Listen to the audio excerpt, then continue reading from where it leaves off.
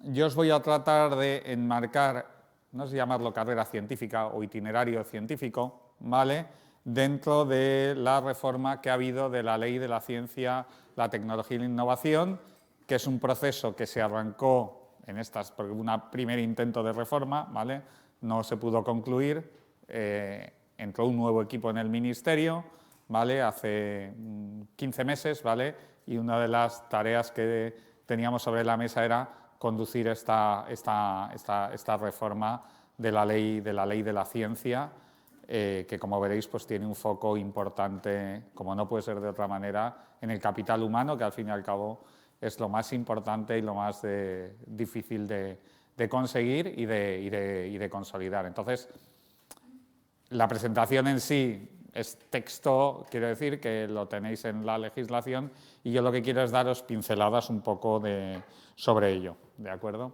Entonces, hay una pequeña introducción, os voy a hablar brevemente de los grandes ejes de la reforma, porque aunque de lo que vamos a hablar aquí es del capital humano, hay otros elementos que de una u otra manera veréis que tienen impacto en ese capital humano. Entraremos específicamente en carrera científica y recursos humanos y haré unas pequeñas conclusiones.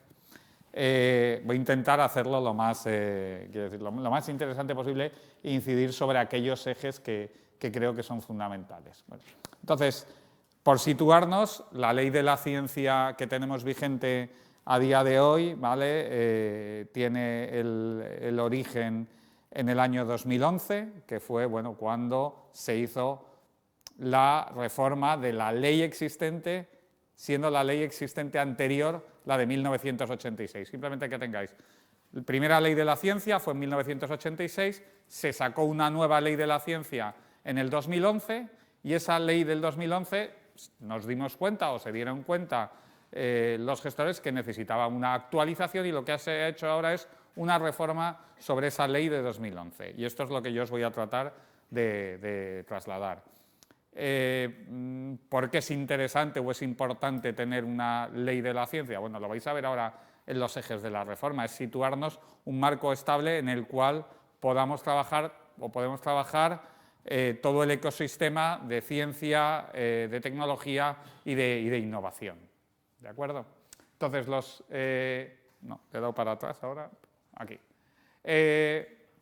Bueno, es una reforma oportuna. ¿Por qué? Como decía, la ley actual es del 2011, necesitaba pues ciertas actualizaciones. ¿Y en qué se ha centrado? En tratar de mejorar las condiciones laborales para el personal de investigación. Y fijar que hablo de personal de investigación, no es solamente focalizado en los investigadores, sino en todo el ecosistema.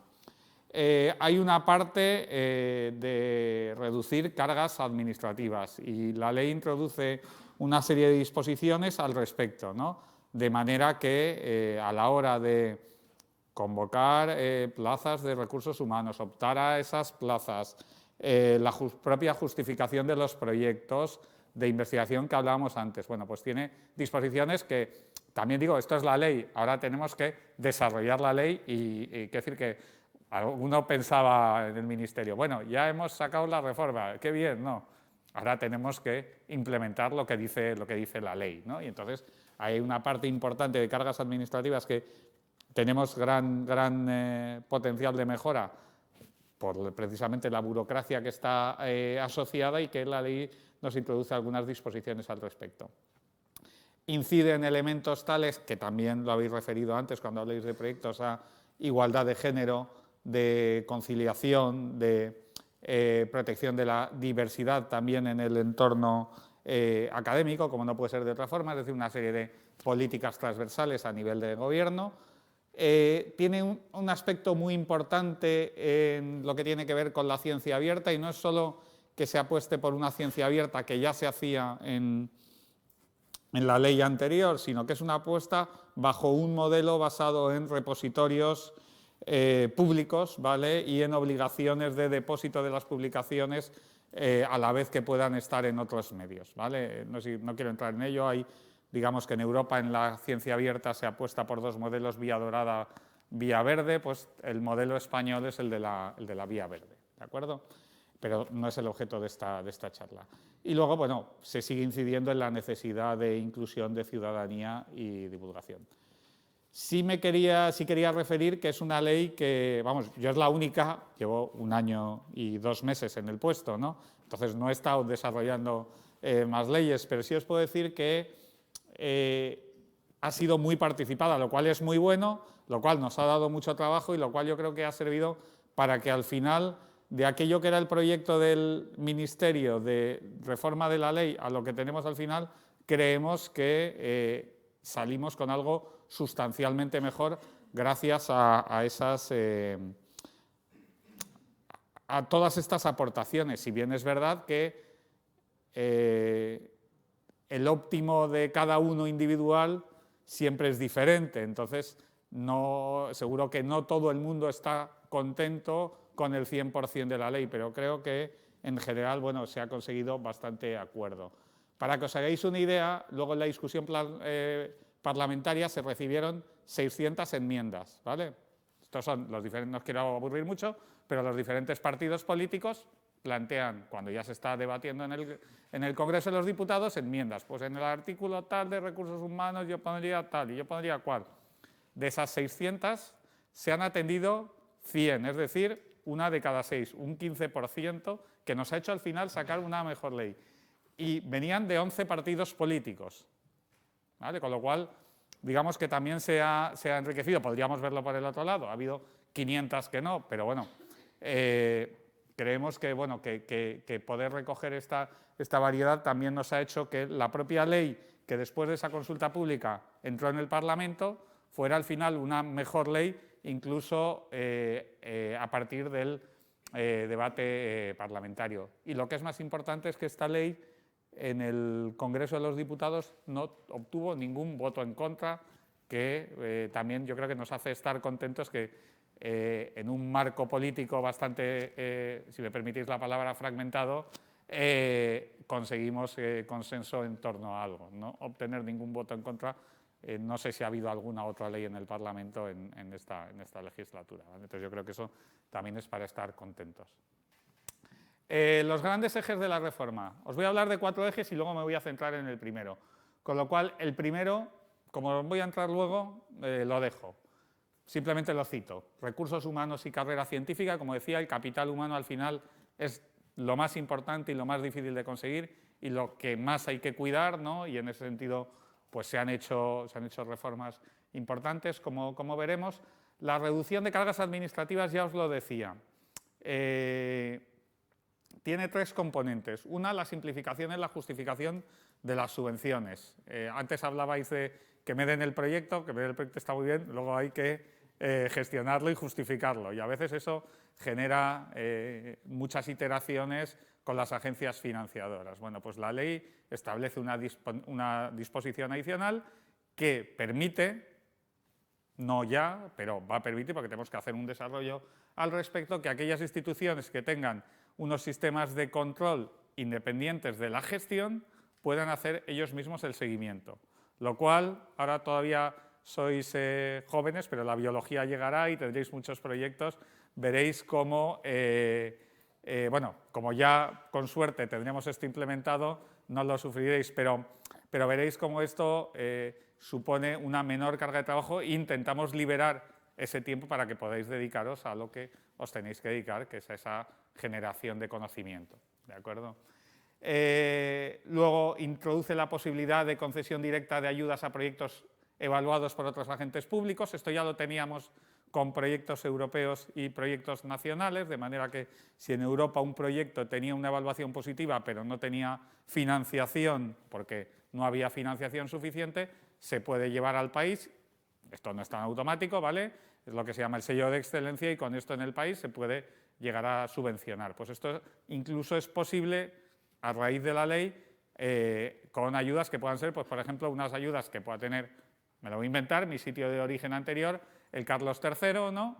pero se ha quedado sin poder financiar y, sin embargo, la comunidad autónoma donde está ese grupo de investigación sí tiene esa capacidad. Bueno, pues la ley va a posibilitar esto. Al fin y al cabo es poder aprovechar mejor los recursos. Y luego, bueno, esta parte sí que no os toca mucho, ¿vale? Es un tema ya más organizativo.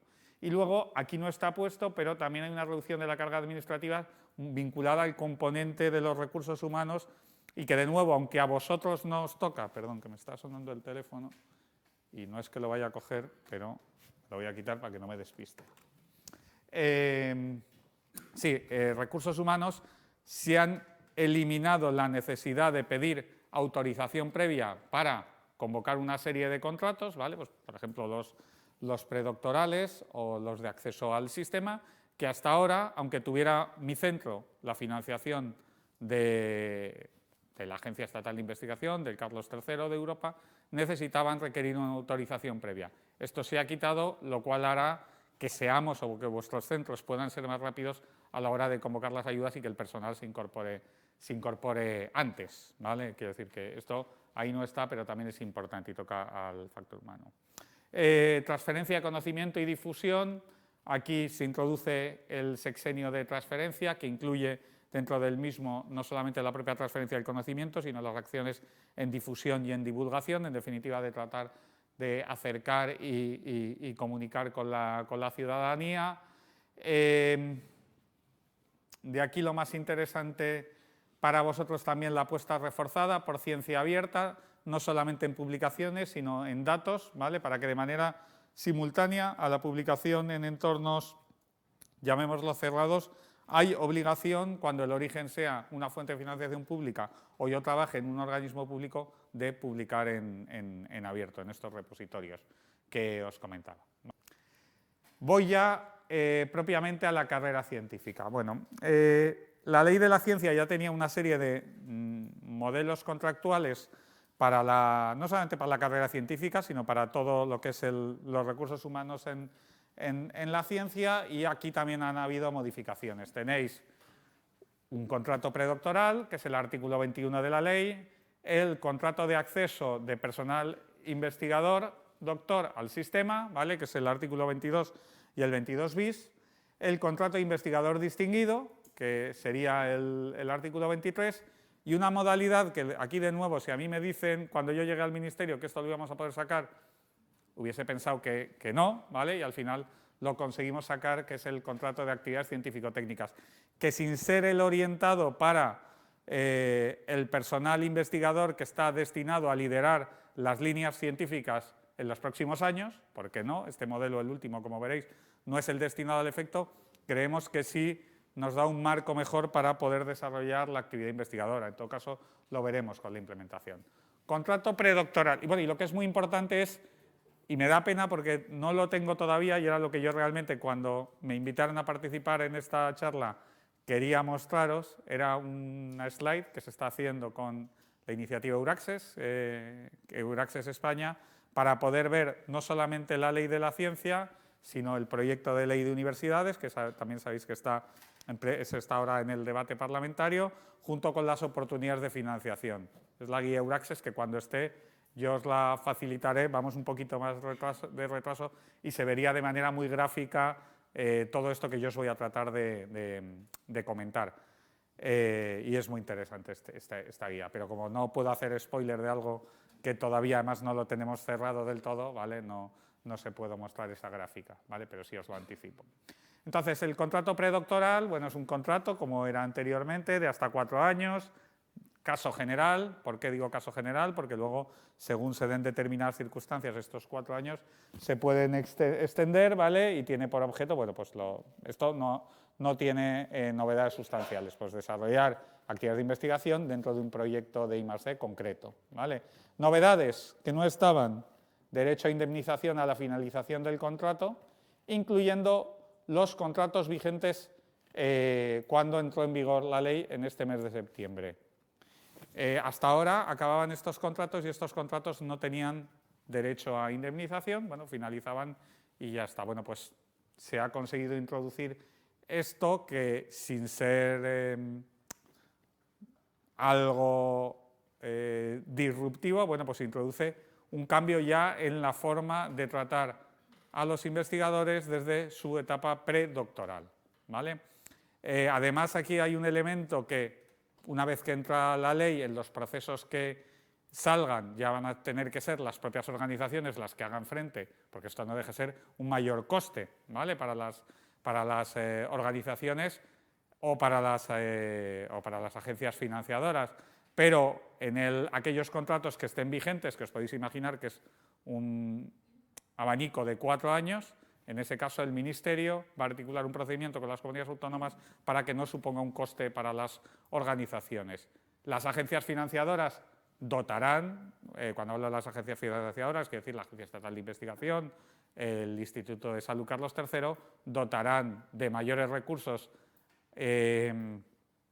a cada proyecto para que se pueda hacer frente a este coste mayor, ¿vale? Y luego, esto es una de las cosas que antes era un problema y era sobre todo problemas de tiempo, porque al final siempre se tenía la autorización, pero teníamos un desfase de tiempo desde que se iniciaban los procesos hasta que se podían convocar por la necesidad de pedir autorización previa al Ministerio de Hacienda, ¿vale? Y luego se detallan más las posibles interrupciones en los contratos, ¿vale? El segundo contrato, que sería ya el contrato de acceso para el personal investigador doctor, aquí tengo dos diapositivas. Bueno, esto ya es para aquel investigador ya con el título de doctor y que, bueno, pues tiene objeto, pues eso, obtención de un nivel de perfeccionamiento y especialización profesional. Digamos que lo primero es el R1, aquí hablamos del paso del R2 al R3, ¿no? La duración tiene que ser de entre 3 y 6 años, este tipo de contratos. Tanto el anterior como este son contratos temporales, pues por la propia naturaleza, porque lo que estamos haciendo es un itinerario. Se limita a 100 horas, las horas anuales de docencia. Se contempla de nuevo el derecho de indemnización que antes no estaba. Se exime de la autorización si es financiación externa, ¿vale?, de Hacienda, y también incluye posibilidades de interrupción. Pero lo más interesante en este, perdón, que me he saltado dos, en este contrato es la segunda parte, que es la novedad principal.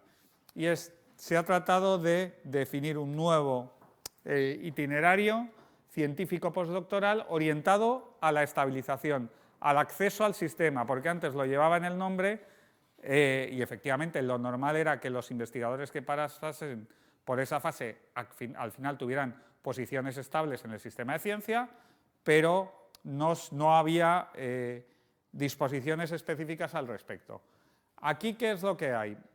Hay una evaluación intermedia a partir del segundo año, ¿vale? A partir del segundo año, un investigador con este tipo de contrato puede someter a evaluación su actividad investigadora, que puede tener efectos de promoción y reconocimiento y tener consecuencias retributivas.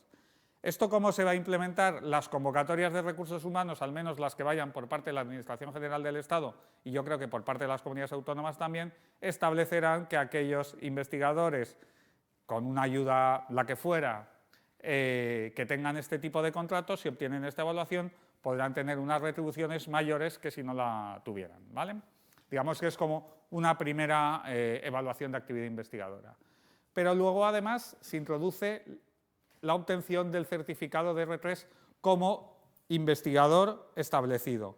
De nuevo, esto es sujeto a unos procesos de evaluación y el obtener esta acreditación lo que nos va a hacer es eximirnos, no de todo el proceso de acceso a puestos de científico titular en el caso de los organismos públicos de investigación, pero sí me va a liberar de alguna de las partes del proceso, ¿vale? Liberar del proceso entero no era posible, ¿vale?, porque al fin y al cabo hablamos de puestos de funcionario y para poder llegar a ellos no nos servía esta acreditación, pero sí libera parte. Pero además vamos a estar obligados a reservar para este tipo de contratos al menos un 15% de los puestos estables que saquen las universidades o el 25% de los organismos públicos de investigación. Con lo cual esta acreditación tiene este doble, más allá de estar ya acreditado como tal, tiene este doble efecto. Me libera en parte de las pruebas y, por el otro lado, tengo, digamos que a la hora de poder acceder a esos puestos, digamos que tengo como una parcela más cerrada, ¿vale? No es que la tenga garantizada, pero la tengo más cerrada. Se abre la posibilidad de acceder a la acreditación a investigadores postdoctorales en España o en el extranjero, es decir, no hace falta el tener este tipo de contrato para poder obtener la acreditación, ¿vale? Aunque sí hay que acreditar esa experiencia postdoctoral. Y luego, aquí no os puedo decir mucho porque precisamente está en todo el debate parlamentario, pero también esta acreditación esperamos que tenga ventajas en el acceso a puestos estables en la universidad, ¿vale? Lo que pasa es que como esto ahora mismo lo están decidiendo en otro sitio, ¿vale? No os puedo decir mucho más, ¿vale? Pero que la idea, lo bueno de tener estas dos reformas de la LOSU y de la ciencia a la vez es que en muchas cosas, en esto, en ciencia abierta, pues estamos implementando las mismas cosas como no podría ser de otra manera. Contrato de investigador distinguido. Aquí no voy a entrar mucho, si acaso simplemente esto era algo que ya existía, pero estaba acotado a veces no había el mejor uso, ¿vale? Puedo decir de una manera políticamente correcta, ¿vale? No es que hubiera un uso completamente incorrecto, pero que se desvirtuaba el fin de este tipo de contratos. Entonces se han introducido una serie de mejoras para intentar enmarcarlo mal, ¿vale? Y se mete también el ámbito de la transferencia de la tecnología y de los tecnólogos para poder acceder a este tipo de contratos, que son unos contratos, ya digo, destinados pues a dirigir centros o grandes infraestructuras, ¿vale? Donde no había un encaje claro con otras figuras, ¿vale? Y esto se ha mantenido y se ha modificado. Y sobre este sí me voy a detener un poquito más. El contrato, ahí está mal, es 23 bis, ¿vale? Porque esto es una novedad completa. Este es el contrato que viene a sustituir los contratos que había antes por obra y servicio asociado a proyectos, ¿vale? Que tenían muchísimas limitaciones. Otra cosa es que, de nuevo, a veces no hubiera el uso que se tendría que hacer de ellos. Pero para que os hagáis una idea, y si alguno habéis estado contratado o estáis contratados, porque todavía puede ser el caso, con un contrato de esta naturaleza, los contratos temporales asociados a proyectos, cuando a ti te contratan para estar en el proyecto A, tú nada más puedes hacer el proyecto A. Y si haces A' o haces B, ya no estás haciendo tu proyecto, y esto puede tener consecuencias importantes, ¿vale?, para las organizaciones que contratan y, en definitiva, para todo el sistema. Estos contratos, una vez acababa el proyecto, tenían que ser finalizados, ¿vale? La gente tenía que salir de las organizaciones y normalmente lo que hacían era salir y muchas veces volver a entrar para el siguiente proyecto que entraba en la organización, muchas veces con decalajes de tiempo, no porque hubiera decalajes en la financiación, porque muchas veces los proyectos se concatenaban, dejaba de tener el proyecto de plan nacional, empezaba a tener o dejaba de tener el europeo y se concatenaba. Pero no dejábamos de sacar gente del sistema para volver a entrar. Era gente que estaba contratada en peores condiciones. Si tú vas a alquilar una casa, con lo complicado que está ahora, ya no digo a firmar una hipoteca, pues ir con un contrato temporal también daba, no era lo mejor. Entonces se ha introducido esta modalidad que ya digo, si a mí me he viajado en el tiempo ahora y me llevan 15 meses para atrás, diría esto no, porque es algo que hemos venido peleando por mucho y nos hemos encontrado siempre de nuevo un muro muy importante en la propia administración, no de ciencia, sino general, que quiere protegerse frente a que las plantillas puedan crecer, masa salarial, incremento de gasto público, que os voy a contar, ¿no?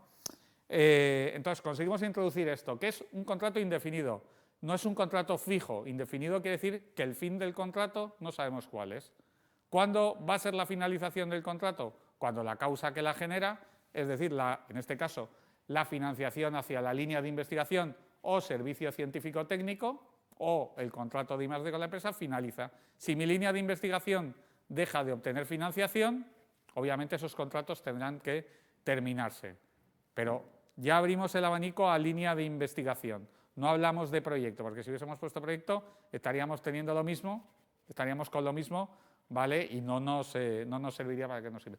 ¿Esto qué sirve? Para que las organizaciones puedan tener el personal de investigación asociado a su actividad acorde a la capacidad que tengan para obtener financiación. Me explico, como un acordeón. Tengo ahora muchos proyectos, bueno, tengo capacidad de tener más gente, llegará un momento donde tenga menos, pues tendré menos gente. Pero no lo focalizo al proyecto, tú ya tendrás un contrato indefinido dentro de una línea de investigación y si en el proyecto A hay que hacer una cosa, en el proyecto B hay que hacer otra y en el C hay que hacer otra, tú ya podrás seguir haciéndolo sin poner en riesgo a tu organización, ¿vale? Y además en un marco de condiciones normales, de contratos indefinidos, de manera que cuando tengas que ir a alquilar, a firmar el contrato de alquiler de la casa o lo que fuera, cualquier otra gestión, pues tendrás otra. Y además no tiene una, digamos que si un grupo de investigación es lo suficientemente consistente para mantener una masa de ingresos hacia la línea de investigación, podrá tener la plantilla adecuada. Introduce además de manera clara, que antes no era tan clara, la posibilidad de que sea personal de gestión, ¿vale? Científico-técnico o personal de gestión, que esto antes, aunque se hacía, no estaba tan claro, ¿vale? Y bueno, creemos que es mejor. Lo normal de este personal es que al final muchas veces acabe introduciéndose dentro de las propias organizaciones a través de las convocatorias que tengan ya para posiciones ya así fijas. Esto no es un contrato fijo, pero es indefinido, ¿vale? Esto yo creo que es importante y salva muchas limitaciones que tenían los contratos. Otras medidas favorecedoras para el capital humano, y ya estoy acabando, que igual voy mal de tiempo, ¿no? ¿Voy bien? Vale. Reconocimiento a efectos de quinquenios, es decir, de experiencia que uno tenga en investigación o en transferencia en centros públicos españoles o en el extranjero. Es decir, si yo accedo a una posición estable en el sistema, ¿vale? Esta experiencia anterior tendrá un reconocimiento y las condiciones, o sea, un quinquenio al final se traduce en un complemento que tú tienes en tus condiciones salariales. Bueno, pues esto se ha introducido incluso para personal que venga de centros de investigación en el extranjero. Las posibilidades de adscripciones parciales a centros o a empresas, incluidos también en el extranjero. Otra cosa en la cual estamos trabajando es una ventanilla única para conocer todas las oportunidades en el sistema, y esto también se introduce en la ley. Y luego para el personal técnico se introducen también mejoras tanto en la carrera dentro de los organismos públicos de investigación y en la movilidad y la promoción interna. Ya acabo con algunas conclusiones, un poco cierre, aunque yo ahora estaré para responder a todas las preguntas, ¿vale? Que pudiera haber. Creemos que mejoramos condiciones y el acceso de los investigadores y de las investigadoras al sistema. En todo caso, esto también el tiempo es lo que nos dirá cómo de efectivo es la implementación. Combina flexibilización con reducción de cargas administrativas y hemos conseguido quitarnos de en medio autorizaciones que eran verdaderos dolores de cabeza y pérdidas de tiempo cuando en la investigación necesitamos muchas veces dinamismo, ¿vale? Y un investigador no podía entender que tengo el proyecto europeo, está la financiación ingresada y tardo en contratar 8 meses. Pues esto es lo que no podía ser y bueno, creemos que con esto estamos consiguiendo mejoras. En todo caso tenemos que ver. Se define ese itinerario de acceso a posiciones estables, ¿vale? Conducente a los R3 con consecuencias tanto en el acceso como en las retribuciones y también en el acceso de los jóvenes al sistema. Y también hay una orientación a la transferencia.